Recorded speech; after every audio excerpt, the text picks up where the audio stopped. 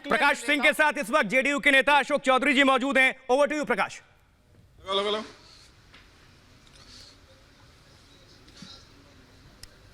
ऐश्वर्या रुझान आ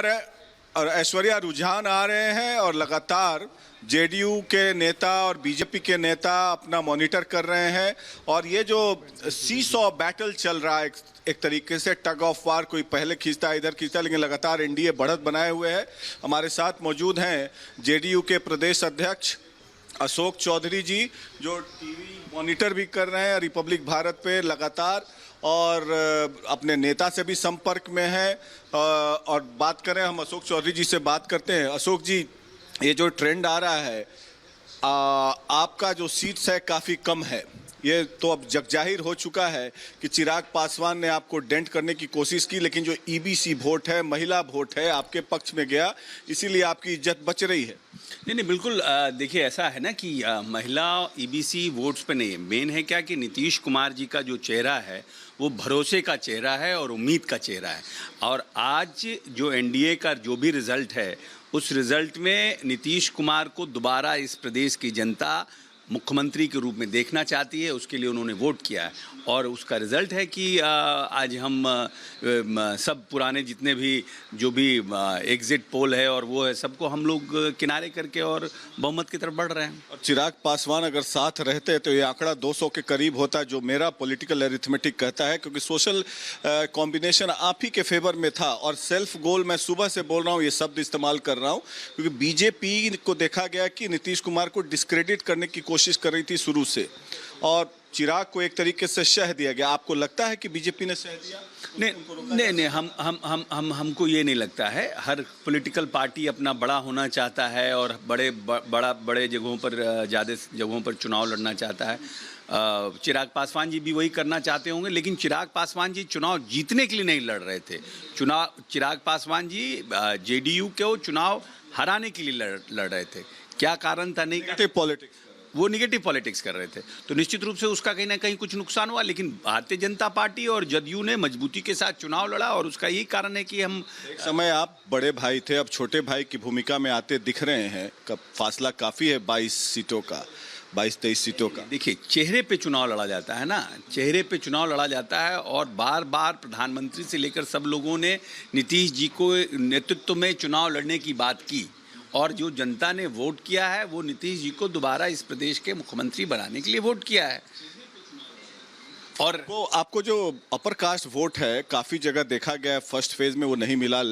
ultra left wing जो है माले, जो मगध बेल्ट में, वो काफ़ी अच्छा कर रही है। तो 2 फेज जो है, सेकंड और थर्ड, उसने बचाया आपको। जो आपका कोर वोटर्स है ईबीसी और महादलित और विमेन वोटर्स, नहीं, वो ठीक है। वो तो देखिए, ऐसा है प्रकाश जी कि जब पूरे रिजल्ट्स आ जाएंगे, उस पर मंथन होगा, कहाँ किसने क्या किया, किस कास्ट कॉम्बिनेशन का वोट था, किसका वोट कहाँ शिफ्ट हुआ, उसको किसका वोट मिला, तब कुछ इस नतीजे पे हम लोग पहुँच पाएंगे।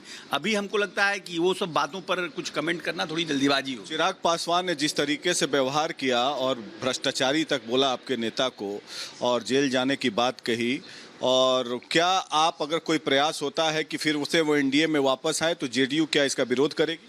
नहीं, ये तो निर्णय करना है भारतीय जनता पार्टी को ना, ये तो भारतीय जनता पार्टी को निर्णय करना है। उसमें जेडीयू की क्या भूमिका है? जिसको आपने नेता बना के चुनाव लड़ाया, उसके बारे में उसने किस तरह की बातों का प्रयोग किया, कहाँ कहाँ उन्होंने उम्मीदवार दिया, कैसे उम्मीदवार दिए, सब का निर्णय तो भारतीय जनता पार्टी को। ये आंकड़ा कहाँ तक जाएगा अभी जो आ रहा? हमको लगता है ये आंकड़ा 150 तक जाएगा। 50 तक जाएगा? हाँ, 140-50 के बीच ये आंकड़ा। मंत्री नीतीश कुमार ही बनेंगे?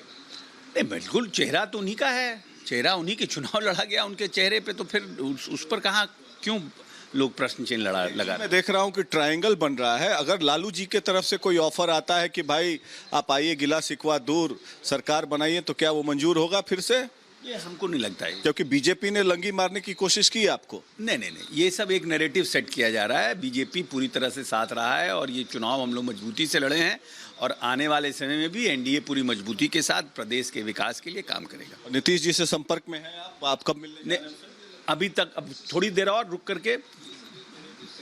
बाद और रुक करके फिर बात करेंगे उनसे। और ये तेजस्वी ने जो रोजगार का मसला उठाया और एक तरीके से आप लोगों ने जंगल राज का मसला उठाया, विकास का मसला उठाया, तो क्या आपको लगता है कि रोजगार का मसला यूथ के बीच में रेजोनेट नहीं किया? नहीं, देखिए, रोजगार का जिस तरह से उन्होंने नैरेटिव सेट किया, तो निश्चित रूप से हमको लगता है कुछ न कुछ यूथ जो है उनके बहकावे में या उनके जो उनके वादे थे उसमें उनको दिग्भ्रमित कुछ न कुछ लोग हुए। इसमें कहीं सत्यता है उसमें, लेकिन ये बात भी सत्य है कि जिस व्यक्ति ने खुद ही नौकरी देने के लिए कितना भ्रष्टाचार रहा, करप्शन का जिनके ऊपर चार्जेस रहा, वो सब भी बातें रही। तो कुल मिला जुला करके हमारा परफॉर्मेंस हम और अच्छा हो सकता था, लेकिन क्या कारण रहा नहीं रहा उस पर मंथन होगा। तो ये थे अशोक चौधरी, जेडीयू के प्रदेश अध्यक्ष। ये काफ़ी कॉन्फिडेंट है कि एनडीए जो है 145 से 50 सीटों का आंकड़ा पार करेगी, नीतीश कुमार के नेतृत्व में सरकार बनेगी। और उसके बाद लोक जनशक्ति पार्टी पर इन्होंने बयान दिया कि उस पर हम लोग बाद में समीक्षा करेंगे, वोट एनालिसिस करेंगे। लेकिन जो आंकड़े आ रहे हैं वो दर्शा रहा है कि फर्स्ट फेज में जेडीयू बीजेपी ने बहुत खराब प्रदर्शन किया।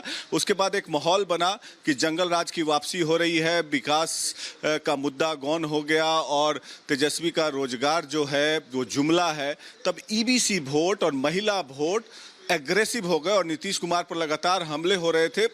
EBC vote, Koeri, Kurmi, Dhanuk vote aggressive हुए, रिएक्शन हुआ, पोलराइजेशन हुआ और जिसका नतीजा आप देख रहे हैं कि बात यहाँ तक पहुंची है।